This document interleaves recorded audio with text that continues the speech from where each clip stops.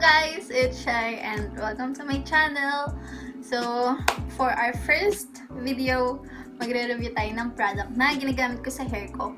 So, marami nagtatanong sa akin, Ate Ciai or Ciai, ano yung ginagamit mong pangkulay sa buhok mo, ganito ganyan, ano yung mga products na ginagamit mo. So, i-review natin ngayon yung isang product na ginagamit. First time ko lang tong gamitin, so makikita nyo yung first impression ko throughout the whole video. Okay? Yung i-review natin ngayon is yung Chroma Celloshine Color Treatment. Nabili ko siya sa Shopee sa halagang 65 pesos. So, sale siya that time. Pero yung regular price niya is around 65. Yung price niya is around 80 to 90. So, ayun, mura pa rin siya kung tutusin. I think worth it naman itry base dun sa price niya and sa reviews niya. So, I give it a go. Since I'm broke that time and gusto ko magkulay ang buhok. So, marami siyang iba't ibang kulay guys. May blue, may violet, may red, pink, may dilaw din ata sila. If I'm correct. So, nakalagay dun sa packaging yung expiration date, manufacturing date. Excuse me. And yung ingredients niya. So, walang nakalagay kung paano siya gagamitin. So, I guess, common sense na lang. And 100 grams siya guys. Tapos, kaya naman yung maikling buhok. Nagkasya siya sa akin. Pag binuksan nyo na guys yung tub, huwag kayong magulat na kung bakit kulay blue.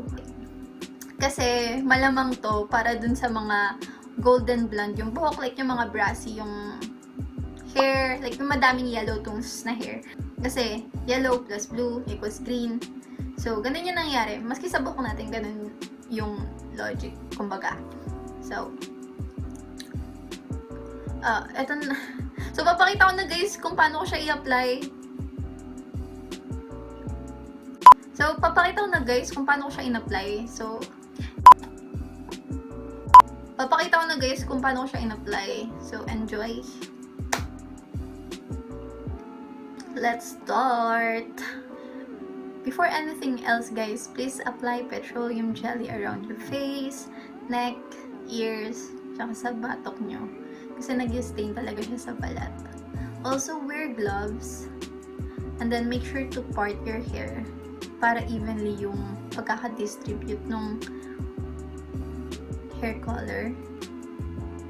Para hindi patchy yung result.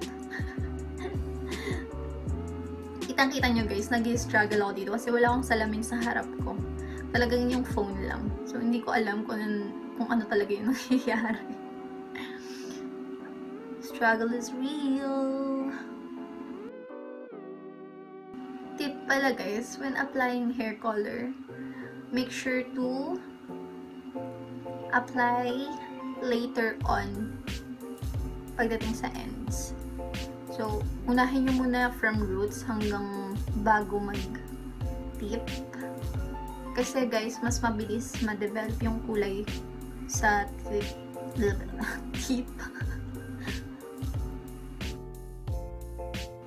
Nesprayan ko nga pala yung buhok ko dito para ma-dilute ko yung kulay. So, it's up to you guys if you wanna do that or not.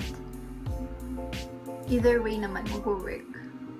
Guys, you don't have to use a tinting brush. You can just use your hands, pero mag-gloves kayo para hindi mag-stain when applying this color treatment. And make sure to part your hair guys para hindi patchy yung pagka-apply. Medyo mabusisi ako sa ganito kasi ayokong iba-iba yung kulay niya. Like, dun sa likod wala, tapos dun sa loob meron. Ayoko nang ganun, kaya I'm using a brush this time. Guys, if you're looking for a sign para magkulay ngayong quarantine, this is it. Go for it. Do it, guys.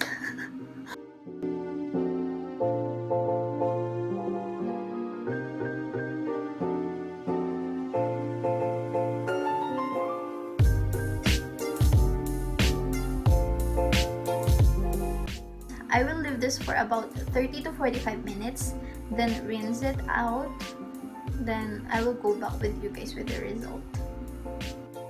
So, here's the result guys! How do I look? Actually, sobrang saya ko dito sa kulay na to. Kahit hindi siya green na green. It's more like blue-green or turquoise or teal. But I really love it. I really like how it turned out. And guys, sobrang pigmented nitong color treatment na to.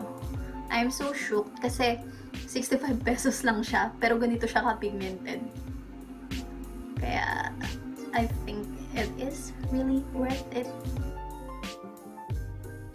Ito mga sumunod na footage guys, ito yung kung paano siya mag-fade out habang napapaliguan siya ng napapaliguan. This is not every ligo, pero ayan, kapag nakita na ako ng changes, talagang binivideohan ko para mapakita sa inyo kung paano siya mag-fade. Kasi isa sa ayaw ko yung hindi pantay mag-fade. Like, biglang may naiiwan, ganyan. Like, this. And ito lang yung nakita kong negative about this product. Hindi pantay yung pagka-fade niya. May naiiwan dun sa ilalim, sa loob. Pero, overall guys, it's really a good color treatment. And na-enjoy ko yung time na may kulay.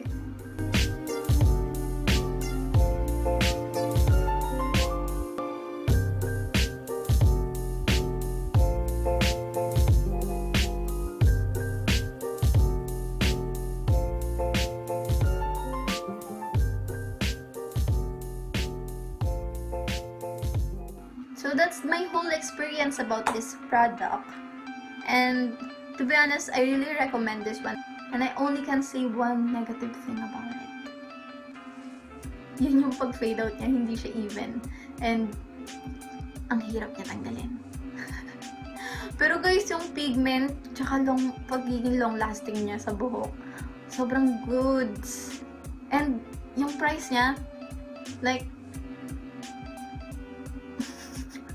ano ba yung ginagawa ko?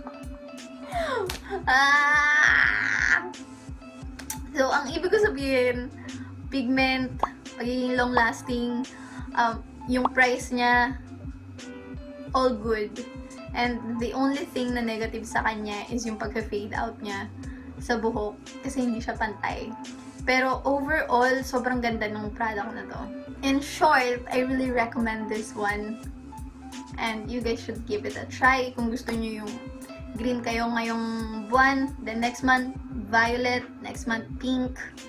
Wow, sorry sa ang liwanag ko na. Ang liwanag! Ayan. I guess that's the end of the video. And I hope you guys enjoyed. And nakakuha sana kayo ng idea sa video na to.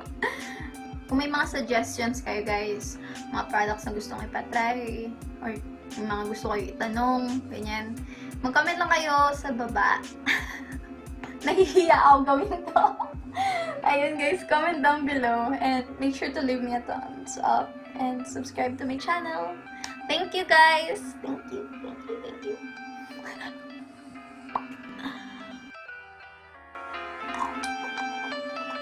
So, ayan, basic na packaging guys, and so, basic lang yung packaging. Nakakatawa yun.